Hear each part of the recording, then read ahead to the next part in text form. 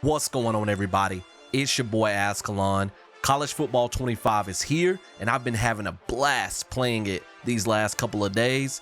It is so cool to have a modern college football game. Sure, there are some similarities to Madden and the old NCAA football games, but there are some new changes that were made for the better or worse, in my opinion. I've been playing around mostly in Road to Glory, so I wanted to share my initial thoughts about my favorite game mode. If you're new to the game, I'm hoping that this Road to Glory guide will help you. So if you're cool with that and don't mind listening to me gush over this game for a few minutes, then strap your helmets on and let's go.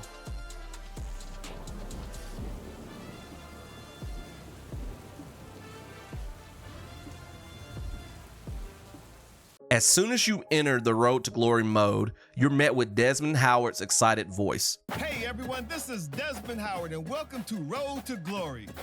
Before we get going, have a look around and customize the mode settings to your liking. Here is where you can also set up custom conferences. I was wondering if he would be making an appearance in the game, so it was a pleasant surprise to hear him explain your beginning steps at the start of your Road to Glory career. One disappointing thing for this year is that you can't play through your senior year of high school. I was so bummed out about that. But then I saw some posts online discussing how tedious high school could be in NCAA Football 14, and I agree with that to a certain extent. In this year's Road to Glory, you begin by choosing your journey. You can start off as either a 2-star underdog with a base rating of around 60, all the way up to a 5-star recruit with around a 79 overall rating. The skill points you receive initially match your star rating. Skill points are what you use in Road to Glory to upgrade your player's attributes. And only 4 or 5-star recruits start off with a mental ability, which I'll explain later. Next, you choose your position. You have 5 available, which are the same positions you typically get in the recent Madden game modes, such as Face of the Franchise or Superstar mode. On offense, you could be a quarterback, a running back, or a wide receiver. The only 2 defensive positions are cornerback and middle linebacker. I know a lot of people were so mad that you couldn't play as a tight end or a D lineman or even an offensive lineman, but maybe those positions will be available in future games. Each position has 3 archetypes. I'm not going to go really in depth with the archetypes, but basically they affect your ratings and place caps on certain rating categories. For example, if you choose field general quarterback, you'll have a cap on any attributes dealing with elusiveness and quickness, since this is more of your pocket passer type archetype. That means that your elusiveness and quickness cannot be upgraded all the way to 99. You also get certain physical abilities that can affect your performance in games. One ability you get with the field general quarterback is Extender, which improves your ability to break sacks. It doesn't mean that you won't be sacked, but you'll probably be sacked less than other quarterback archetypes. Next, you create your player. There's not really anything new here. It's the typical stuff you see in Madden and old NCAA football games, but there are a couple of cool things that I did notice. First, they seem to have every city or town in each state, and picking a certain state and hometown changes the pipeline region for your player. Pipeline doesn't matter much in Road to Glory like it does in Dynasty, at least it doesn't seem like it, but that was a cool little detail that EA didn't have to include. Another thing I noticed when creating a player is that you can now wear leg compressions, your pants above the knee, and your jersey rolled up to show off your beautiful 6-pack. Next is your mental abilities if you start off as a 4 or 5-star. These vary based on the position you pick, although some are available across multiple positions, and they remind me of the X Factors from Madden to a certain extent. But they're different from Madden's X Factor because they activate based on their description instead of your performance, if that makes sense. For example, the winning time ability increases your composure late in close games. From what I understand, this ability will not activate in the first quarter or if you're blowing out a team late in the fourth quarter. You don't have to complete a certain amount of passes or throw for a certain amount of yards before it activates. One cool thing is your cell phone. You get text messages throughout your Road to Glory journey from various people like coaches, teammates, reporters, and even NIL sponsors. Some of these are decision-based, and your responses can affect certain things like increasing your leadership among teammates or your coach's trust. After creating your player, you're greeted with your first text message, which comes from a reporter. She'll ask you some questions, and from what I've noticed, your answers don't seem to affect scholarship offers from schools, which is the next decision that you have to make. I wanted to mention that because later, some text messages can have effects on your athlete. On signing day, you'll have offers from a variety of schools based on your position and star rating. The schools are automatically listed in order based on whether or not you will be a starter there and the team's interest level in you. I don't know what determines the team's interest in you. I've played around with the same position but at different star levels, and I've seen teams heavily interested in me as a 5-star recruit, but some are not even remotely interested in me as a 4-star recruit. You can also sort schools based on conference and by school star rating. No matter how you sort it, the list will always be in order based on your projected role and the school's interest in you. If you begin your career as a starter, you'll have to maintain a high enough coach's trust, just like you had to do in previous games, to remain a starter, or you'll be challenged by your backup in a position battle, which I'll get to in a little bit. Some of the schools may start you out as a backup or second string. You'll then have to earn your way to a starting spot by earning coach's trust in practice until you gain enough for a position battle. There's also bench, which is anything below second string, and then there's walk-on if a school doesn't offer you a scholarship because they're not really interested in you. One thing I noticed is that being a 5-star recruit doesn't mean that every school will offer you a scholarship. When I started one of my careers as a quarterback, Western Kentucky was not interested in me at all, even though I was a 5-star recruit. You can choose any school you want, even though they don't offer you a scholarship, but pay attention obviously to where you'll start on the depth chart. I don't really know how much a school's interest level affects your playing time. I started a career as a running back for Troy, who was only slightly interested in me, and it didn't seem to affect anything from what I've noticed. Another thing you might want to pay attention to is NIL opportunities if you care about that type of thing. Obviously, the bigger schools are going to have a higher rating for NIL opportunities, which in the game can affect certain things for a certain amount of time should you choose to sign a deal. NIL deals can be local, regional, or national, so you might start off receiving like these mom and pop shop type deals at first. Like one of the first NIL opportunity that I received was from a barbershop that lasted for 3 weeks. It affected my energy some, which I'll talk about in a bit, and it gave my position group free haircuts, which increased my leadership with the team. Speaking of leadership, so each week you have tasks to complete before you play that week's game. You can practice, which is divided into team or skill drills. You can only choose one drill each week. The better you perform in practice within the time limit, the more coaches' trust you earn. Some of the drills are more like what you would expect in a real-life football practice,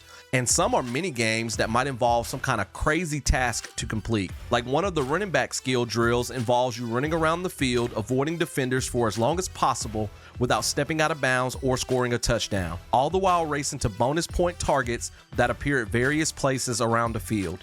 You also have a weekly agenda to complete. There are 5 things you can devote what's called energy to: academics, leadership, health, training, and brand. You only have a limited amount of energy each week, and each task costs a certain amount of energy that can sometimes increase the more you spend energy towards it for that week. Academics prepare you for eventual exams. The more energy you spend here, the more prepared you are come exam day. It's important to prepare for tests so you can maintain a high enough GPA to be eligible to play. Leadership impacts your relationship with your team while also affecting player XP and your brand. You also have passive impacts like composure that is affected by how high or low your leadership meter is. Health determines your risk of injury in a game. The higher the meter, the lower the risk. If you have the wear and tear system turned on, this can lower your health meter some each game, so it's important to check your health each week to spend energy recovering so you don't get injured. Training grants you an extra practice and XP towards skill points that you can use to upgrade your players' abilities. Participating in these extra training sessions can negatively impact your health, so make sure you keep an eye on that if you choose to train each week. And lastly is your brand, which is your social media presence. The higher your brand, the more followers you have and the more NIL opportunities you can have. Keep in mind though that your brand negatively affects your academics, which I thought was very interesting because you're spending time on social media instead of studying. There are also passive impacts gained from your brand as well. If you choose to play that week's game or advance the week if it's a bye week without practicing or spending energy in the weekly agenda, practice will be simulated and unspent energy will be applied automatically to health. A pop-up screen warns you of this before you proceed, so don't worry if you accidentally hit advance week or play game. You can also add skill points to boost your athlete's attributes permanently if you have enough. This is one of the few things I don't really like about Road to Glory. I don't like the way that they did this. Instead of having the ability to add points to individual attributes, your attributes are grouped into 6 categories that may vary slightly depending on the position you're playing. The 6 categories for a wideout, for example, are elusiveness, route running, hands, IQ, power, and quickness. Each category costs a certain amount of skill points. If you have enough skill points, you select the category you want to improve, and then you spend the points, which levels up every attribute in that category slightly. So for elusiveness, it will slightly increase agility, change of direction, jumping, juke move, spin move, and break tackle. I don't necessarily like leveling up my player this way. I usually prefer dumping points in the individual attributes or having my performance in games affect my ratings, like the format used in MLB The Show, where the more I hit solid line drives, the more my power increases, for example. This is by no means game breaking for me or anything. I'm still having loads of fun with Road to Glory. It is just one of my few critiques that I have about the game. I feel like leveling up this way limits you when it comes to building your athlete the way that you want to. With kick return and speed being in the same category, for example, if I want a fast player, I also have to increase kick return, which I don't really care about. I don't care about being on special teams. That's why I really like being able to increase attributes individually. You can also level up your athlete way too fast this way, which is one of the things I hope that they patch really soon, especially since with the early access, there seems to be a glitch with the skill points. I don't know how the glitch actually works, but I currently have over 100 skill points for a 2-star underdog receiver after only a few weeks of riding the bench. I have enough points to probably level my player up enough to be rated higher than most of the current starters. This is not realistic at all. Each week you can also, of course, take a look at the top 25 rankings, edit your player's gear, peruse stats, etc. You know, the typical stuff you can usually look at in football video games. And that's Road to Glory in a nutshell.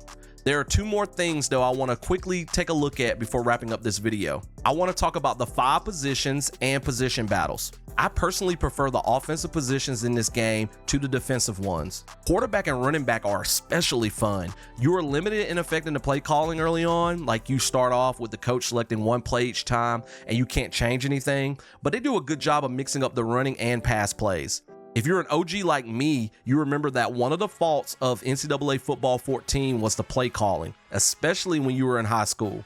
If you played running back in the day, it seemed like the coach would call a run play 3 out of 4 times, so you end up with 40 to 50 carries in a game. The play calling seems more balanced in this game. I play on 15-minute quarters, and how many passes I attempt as a quarterback or how many carries I get as a running back seems pretty realistic. They also do a good job of subbing you in and out, so as the running back, I'm not getting every carry. This makes sense now that teams in real life typically use 2 to 3 running backs in rotation. Wide receiver is pretty fun too, but of course it's a little more boring than the other two since you're not heavily involved in every play. Now, the reason why I don't like playing cornerback or middle linebacker so far is because of the camera. It'll take some getting used to. So you use up or down on the D-pad to control the camera. When you're on offense, you have 3 camera options. One is really zoomed in behind you to give you the perspective almost as if you're really on the field. I find that camera great for running back and wide receiver because I can see the holes better as a running back, or I can find gaps to run my routes as a wide receiver. But that camera sucks for a quarterback. It is so hard to see downfield, and when you look at the pre-play art, you have to tilt the stick right to see receivers on that side and then left to see the receivers on the other side. You can zoom out up to 2 times by pressing down on the D-pad.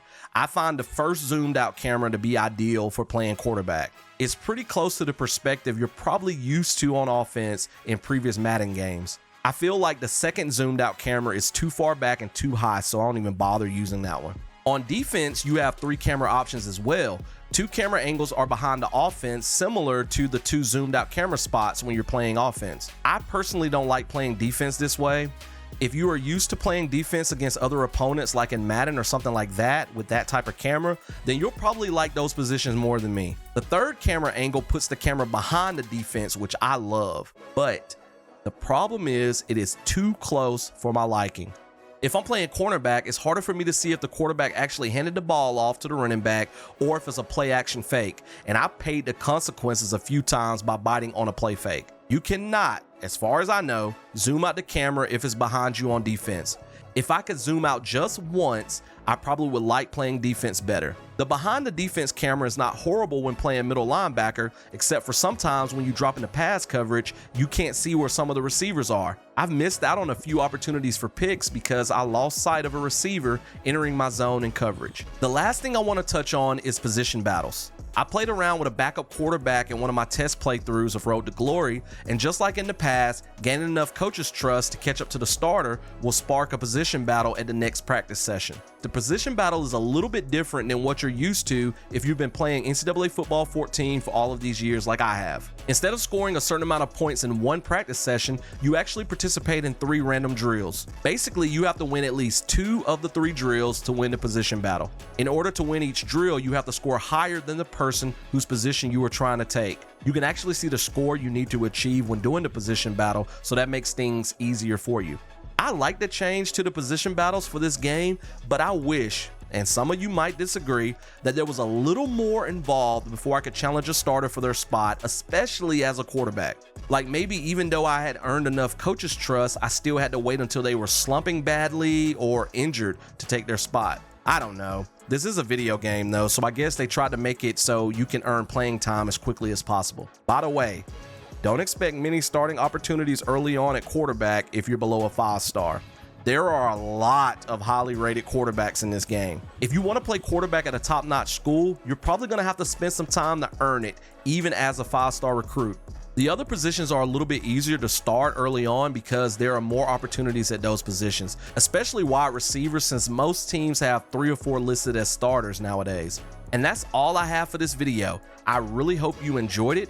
If you did, hit that like button so this video can help other players new to college football 25. Drop me a comment below to share your thoughts about the game. Are you enjoying it as much as I am if you've had the chance to play it so far? What are your thoughts? I would love to read them in the comments below. My social media sites are popping up on the screen right now. Go ahead and toss me a follow on some of those sites to see more content from your boy Azkhalon outside of my YouTube videos. And if you've checked out my channel and don't absolutely hate my videos, maybe hit that subscribe button and stick around for more college football 25 videos in addition to the other gaming content that I create as well. Thank you so much for spending time with me today. You could have been anywhere playing college football 25 yourself, but you chose to spend some time with your boy Azkhalon, and I greatly appreciate it. Y'all take care.